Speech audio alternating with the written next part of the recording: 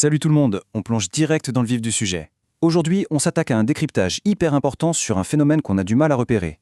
On va parler des signes qui indiquent que l'on a des traumatismes non résolus. En fait, la souffrance psychologique, ça ne se voit pas toujours comme le nez au milieu de la figure. Bien souvent, ça se planque derrière des petits comportements de tous les jours, des réactions disproportionnées ou des blocages qu'on n'arrive pas du tout à s'expliquer. Attention, le but ici, ce n'est pas de poser un diagnostic médical, mais vraiment de mieux comprendre la mécanique de notre esprit avec une approche super claire. Allez, c'est parti pour l'exploration. Bon, pour y voir clair dans tout ça, on a organisé l'analyse en 6 grandes étapes. On va voir ce qu'est le traumatisme refoulé, pourquoi certains rejettent la positivité, ce besoin viscéral de contrôle, les fameux mécanismes de défense, les symptômes qui se passent à l'intérieur, et bien sûr, on finira sur le chemin vers la guérison. Première étape, on pose les bases. Comprendre ce qu'est, au juste, un traumatisme refoulé. Alors, le traumatisme, ce n'est pas juste passer une mauvaise journée. C'est vraiment défini comme un état de stress complètement accablant.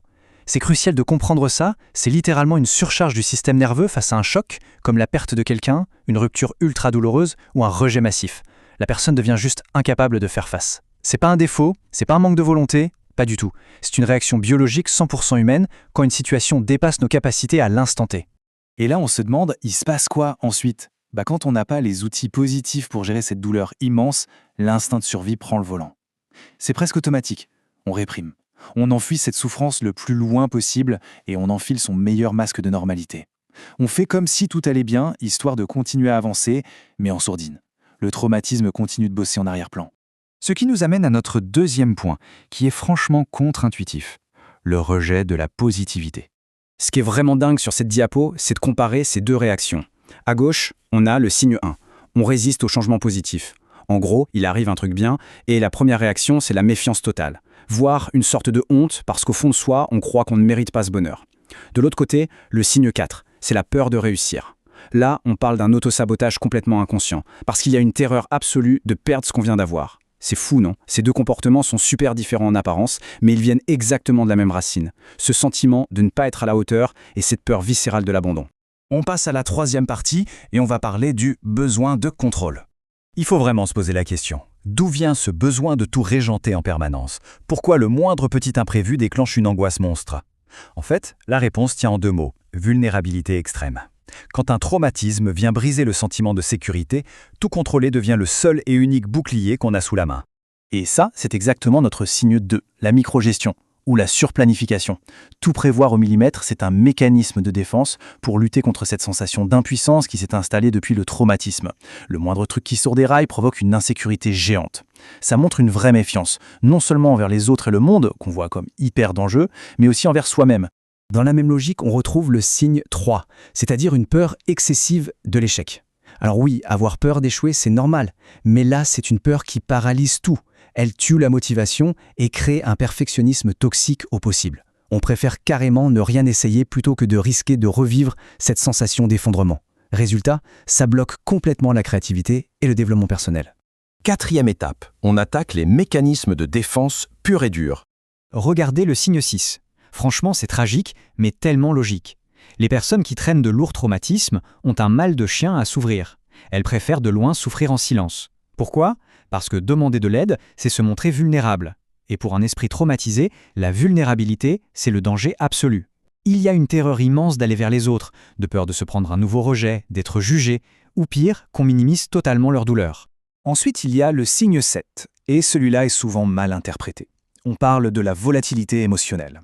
C'est l'effet cocotte-minute, des émotions tellement intenses qu'elles sont impossibles à réguler. Ça peut sortir sous forme de crise de colère, d'un besoin brusque de s'isoler, de repousser tout le monde, ou dans certains cas, de casser des trucs ou de s'en prendre à soi-même.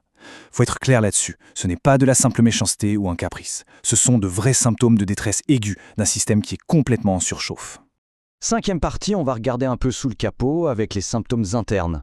Ça, c'est une illustration parfaite du lien direct entre le corps et l'esprit. Les signes 5 et 8, c'est l'association de problèmes cognitifs, genre des trous de mémoire ou l'incapacité de se concentrer, avec une estime de soi complètement en miettes. En fait, si votre cerveau est coincé en mode survie, H24, il ne peut juste pas se concentrer sur le présent. Et si en plus le traumatisme vient de quelqu'un en qui on avait confiance, c'est malheureusement naturel de douter de sa propre valeur. Et ça pompe une énergie mentale phénoménale. Et pour boucler la liste, le signe 9 rassemble les symptômes psychologiques plus cliniques, ceux du trouble de stress post-traumatique. On parle d'anxiété massive, de dépression, d'attaques de panique, de cauchemars et même d'épisodes de dissociation où on a l'impression de se détacher totalement de la réalité. Ce sont des signaux d'alarme rouges clignotants qui disent que le corps se bat activement contre une expérience qu'il n'a toujours pas digérée. Allez, on passe à la 6e et dernière étape, et heureusement, c'est celle de l'espoir, le chemin vers la guérison. Concrètement, comment on fait pour s'en sortir? Ça se construit en 3 étapes. La toute première, et c'est souvent la plus dure, c'est d'ouvrir les yeux sur ces fameux signes cachés et d'accepter que oui, il y a bien un traumatisme persistant. L'étape numéro 2, c'est le passage à l'action. Allez voir un pro de la santé mentale. Vraiment, personne ne devrait se farcir ça tout seul. Et enfin, la 3e étape, c'est un boulot continu, un travail quotidien pour retrouver cette stabilité, cette tranquillité d'esprit tant méritée. J'aime beaucoup cette citation parce qu'elle pose les choses telles qu'elles sont. Bien guérir d'un traumatisme demande du temps et des efforts, mais ils sont nécessaires pour avancer dans la vie et trouver un minimum de stabilité. C'est tellement vrai. Le chemin n'est pas une ligne droite parfaite. Ça demande de transpirer un peu, mais retrouver cette paix mentale, c'est juste la victoire la plus gratifiante qui soit. Et surtout, c'est possible. Pour clore ce décryptage, j'ai envie qu'on réfléchisse tous à ça. Si on se mettait à voir ces comportements, non plus comme de simples défauts, mais plutôt comme les cicatrices d'un combat invisible, comment ça changerait notre regard sur les autres?